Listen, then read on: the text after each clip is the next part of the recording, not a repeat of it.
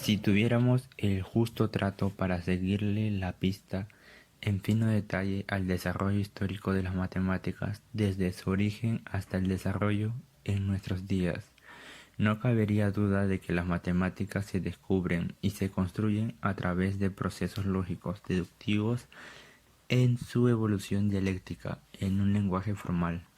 Las matemáticas es de las ciencias más antiguas y sus conocimientos fueron adquiridos por los hombres en un proceso de abstracción de realidad objetiva en un lenguaje racional, formal en las primeras etapas del desarrollo. Bajo la influencia de la actividad productiva, surgen de la interacción compleja del hombre con la naturaleza, en la necesidad de expresar sus relaciones cuantitativas y sus formas espacio-temporal del mundo real objetivo.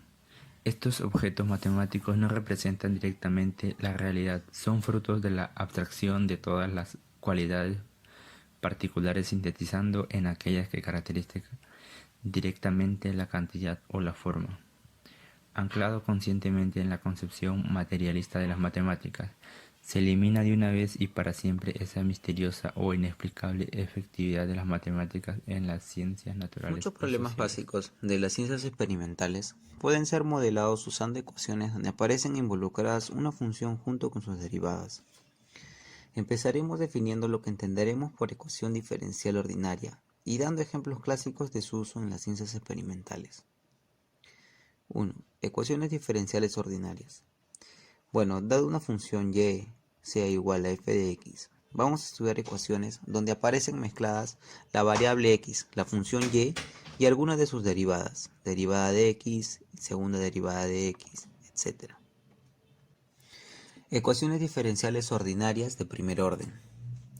Este tipo de ecuaciones se subdivide en ecuaciones de variables separables, ecuación exacta, ecuación diferencial ordinaria de primer orden y homogénea, ecuación lineal, la ecuación de Riccati, ecuación de Bernoulli, ecuación de Lagrange, ecuación de Jacobi, la ecuación de Clairaut. Hablemos un poco de la ecuación de Bernoulli. Esta es una ecuación diferencial que a su vez es una generalización de la ecuación diferencial lineal. Fue formulada por Jacob Bernoulli y fue resuelta por su hermano Johann Bernoulli. La ecuación de Bernoulli está dada por la derivada de y respecto a x más una función de x que multiplique a y. Esto es igual a otra función de x que multiplique a y elevado a la n. La ecuación de Riccati. Esta ecuación diferencial introducida por Jacopo Francesco Riccati tiene la siguiente estructura. Esta viene dada por y' por x más un p de x por y al cuadrado más un q de x por y más un r de x, y todo esto viene a ser igual a 0.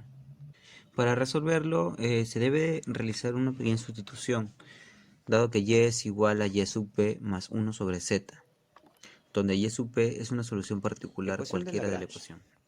Una ecuación de Lagrange presenta la siguiente forma: y es igual a una función de y' por x más otra función de y'.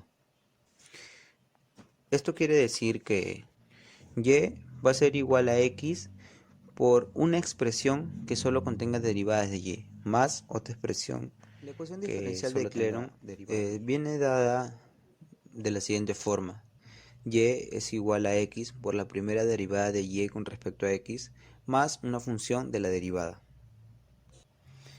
Bueno, y luego también tenemos las ecuaciones diferenciales ordinarias de segundo orden, que viene dada por la ecuación lineal con coeficientes constantes, la ecuación diferencial de Euler-Cauchy, ecuaciones de Bessel, ecuación de Legendre. Luego también tenemos las ecuaciones diferenciales ordinarias de orden superior. Eh, una de ellas es la ecuación lineal de orden n con coeficientes constantes. Ahora hablemos un poquito de los modelos matemáticos inspirados en problemas de las ciencias experimentales. En diferentes situaciones pues es deseable describir en términos matemáticos el comportamiento de algunos sistemas o fenómenos de la vida real, tanto de tipo físico, sociológico, económico, químico. Bueno, la descripción matemática de un sistema de fenómenos tiene como nombre modelo matemático y se construye con ciertos objetivos, como el de entender qué sucederá en el futuro o qué pasó en el pasado. Un ejemplo que podríamos dar es desear entender los mecanismos de ciertos ecosistemas al estudiar el crecimiento de la población animal en este sistema. O podemos desear datar fósiles y analizar el decaimiento de una sustancia radioactiva, ya sea en el fósil o en algún estrato que éste haya sido descubierto. Nombrando a ciertos modelos matemáticos clásicos en diferentes áreas de las ciencias experimentales, tenemos a la dinámica poblacional. El economista Thomas Malthus fue uno de los primeros en intentar modelar el crecimiento de una población. Así supuso que la razón de la población P en un cierto tiempo llamado T es proporcional a la población total en ese tiempo. Es decir, si llamamos Pt a la población en el tiempo T, entonces se obtiene que la derivada de la población con respecto al tiempo es igual a K por P, en donde K es una constante que depende de la población estudiada. Aunque este modelo es simple, bueno, sigue siendo útil para el estudio de algunas poblaciones cerradas a tiempo corto, como por ejemplo poblaciones de cultivos de bacterias. Tenemos el decaimiento radioactivo.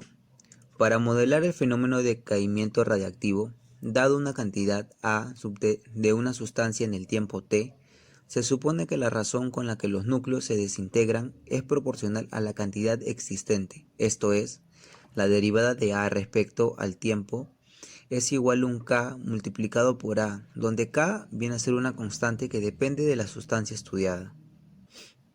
Luego también tenemos la ley de enfriamiento-calentamiento de Newton. Esta ley empírica de enfriamiento-calentamiento de Newton establece que la rapidez con la que cambia la temperatura de un cuerpo es proporcional a la diferencia entre la temperatura del cuerpo y la del medio que lo rodea, es decir, temperatura ambiente. Si denotamos por T sub T a la temperatura del cuerpo en el tiempo T y a TA en la temperatura del ambiente, entonces la ley de enfriamiento-calentamiento de Newton determina que la derivada de T respecto al tiempo es igual a la temperatura del cuerpo menos la temperatura ambiente. Todo esto multiplicado por un K, donde K es la constante de proporcionalidad. En relación con la ingeniería. Las ecuaciones diferenciales son una parte muy importante dentro de un análisis matemático. Estas llegan a modelar innumerables procesos de la vida cotidiana. Una ecuación diferencial es una relación válida en cierto intervalo entre una variable y sus derivadas sucesivas. Su resolución permite poder estudiar las diferentes características de los sistemas que lo llegan a modelar. Y una misma ecuación puede describir procesos correspondientes a diversas disciplinas.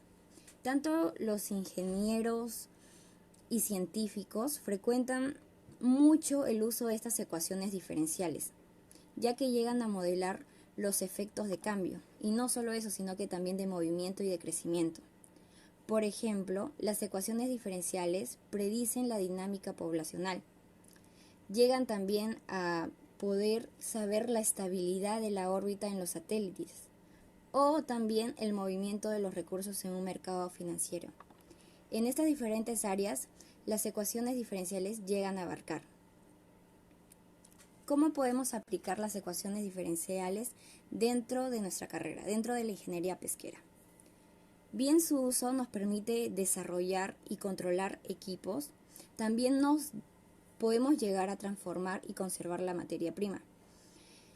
Podemos hacer un análisis poblacional de cualquier especie marina usando las ecuaciones diferenciales.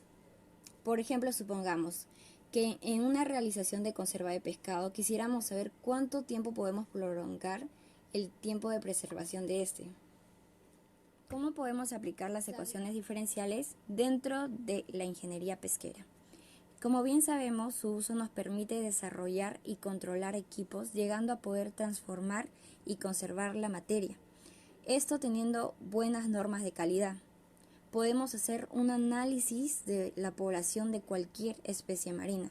Suponemos, por ejemplo, que en una realización de conserva de pescado quisiéramos saber cuánto tiempo podemos prolongar el tiempo de preservación de este. Sabiendo que el pescado llega con microorganismos provenientes de su misma hábitat natural y cada hora estos llegan a multiplicarse a medida que pasa el tiempo. Si queremos saber cuántos microorganismos llegan a tener entre 4, 5 o 6 horas, esto es para poder saber el tiempo límite por el cual un pescado ya no está en óptimas condiciones alimentarias, por ende se encuentra en situación putrefacta. Aplicaremos en este caso ecuaciones diferenciales, ya sea en una ecuación de primer orden, como también podemos utilizar ecuaciones lineales homogéneas o no homogéneas.